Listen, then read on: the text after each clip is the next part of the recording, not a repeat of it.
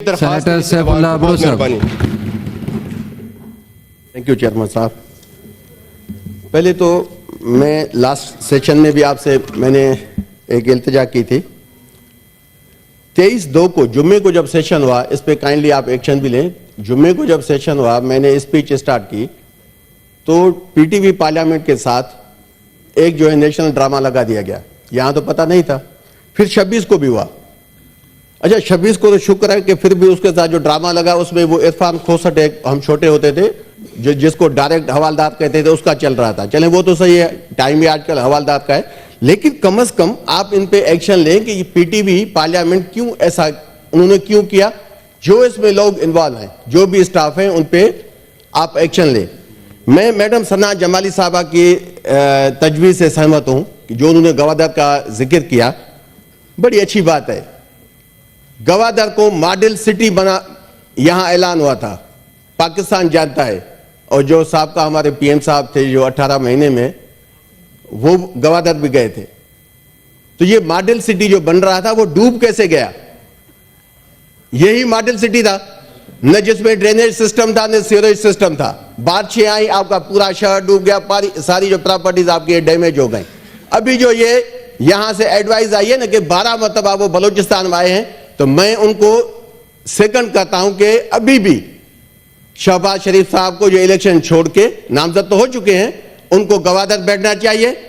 1 महीना बैठे, जब तक गवादर का मसला हल हो तब तक इलेक्शन कमीशन जो हमारी रिजर्व सीट है तब तक वो भी अनाउंस कर दे, हाउस भी कंप्लीट हो जाए, फिर पीएम का इलेक्शन भी हो जाए, तो फिर मजा भी आ जाएगा, जिसको अभी जिशान भाई ने भी कहा। ये तो बहुत ही नादर मौका है उनको।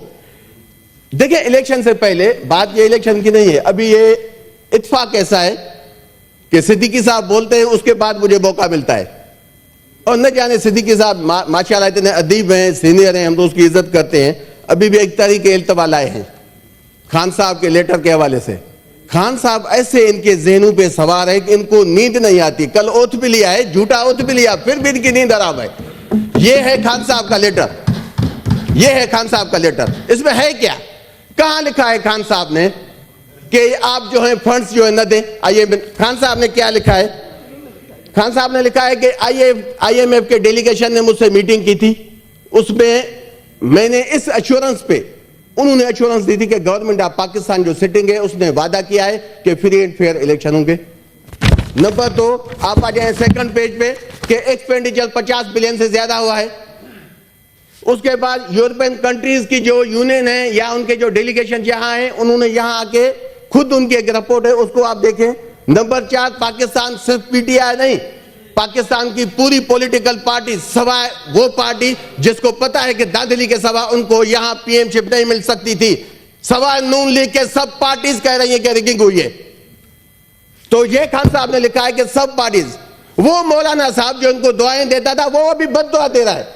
मुझे यकीन है कि मौलाना साहब की बद्दुआ इनको ऐसे लगेगी कि ये महीने भी नहीं चल पाएंगे। फिर यहां खान साहब लिखता है कि ऑडिट होनी चाहिए सीट्स की।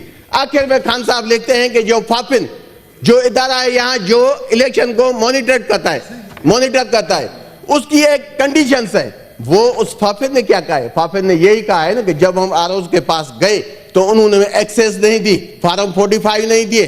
भाई आप पीटीआई को तो छोड़ें, कम से कम ऐसे काम क्यों करते हैं जिसपे आपको आगे चलकर शर्मिंदगी उठानी पड़े? मैं तो ये कहता हूं कि सिद्दीकी साहब सीनियर आदमी, मैं उनको एक तजवीज देता हूं, ये तहरीक इल्तवा वापस ले। इस लेटर को आज जाके कम से कम 10 मरतबा पढ़े, उसके बाद तहरीक इल्तवा लाए, शायद उसको ज्यादा शर्मिंदगी उठानी न पड़े। हम भी यहाँ बैठे हैं, इसी तहरीक इल्तवा पे हम भी इसको डिस्कस करेंगे। जहां तक बात आई इलेक्शन की, आपने ऐसे इलेक्शन क्यों करवाए? आप देखें चेयरमैन साहब, पहले क्या होता था, बड़े बड़े दानिश्वर बैठे जी, अगर 50% वोट निकला तो पीटीआई हार जाएगी, 60% निकला तो पीटीआई स्वीप करेगी। उनको कैसे यकीन था कि 50% जो वोट आएगा उसमें पीटीआई का कोई वोट नहीं होगा? ये कोई मैयत है? फिर आपने देखा इलेक्शन हुआ, दादली के बावजूद 100 सीटें आई। फिर एक नजूमी जो टीवी पे बैठता है, नहीं जी ये 100 जो इंडिपेंडेंट है ये इनके नहीं, पीटीआई के नहीं है, इसमें जो 40 सीटें हैं वो और जो इलेक्टेबल है, इसमें 40 जो है भाग जाएंगे, बाकी 20 या 30 बचेंगे जो पीटीआई के। ऐसे नजूमी भी बैठा था। आज उस नजूमी के मुंह पे हमारे एमएनए ने थप्पड़ मारा है कि 90 एमएनए हमारे खड़े हैं जिन्होंने मजबूरन सुन्नी इत्तेहाद काउंसिल जाके ज्वाइन की। Thank you. नहीं चेयरमैन साहब, बात यह है कि उस नजूमी ऐसे ऐसे दानिश्वर उनको देखा, पाकिस्तान के अवाम ने साबित किया कि पाकिस्तान में ताकत का और मोहब्बत का महवर कैदी 804 इमरान खान साहब है, चाहे वो अंदर हो, लेकिन आपको वो छोड़ेगा Thank you, कभी भी sir. नहीं। आप ऐसे इलेक्शन कभी भी सेनेटर नहीं जनाब कराएं। मंजूर लेकिन- अहमद काकर साहब, थैंक यू अबड़ो साहब, प्लीज आपको 2 मिनट का टाइम दिया था, 5 मिनट में बात की आपने। एक मिनट, अभी भी पाकिस्तान में माइक खोलें प्लीज। अभी भी पाकिस्तान में निसार चीमा जैसे गैरतमंद बैठे हैं जो NA 66 का उम्मीदवार था, जो कहता था कि हमारा स्लोगन था कि वोट को इज्जत दो। मैं हार गया, मुझे कहा गया कि आपको जितवाते हैं, मैंने इनकार किया। मैंने हामिद नासिर चट्टा का बेटा अहमद चट्टा वहां से उम्मीदवार था, उसने कहा, मैंने उनको खुद मुबारकबाद दी।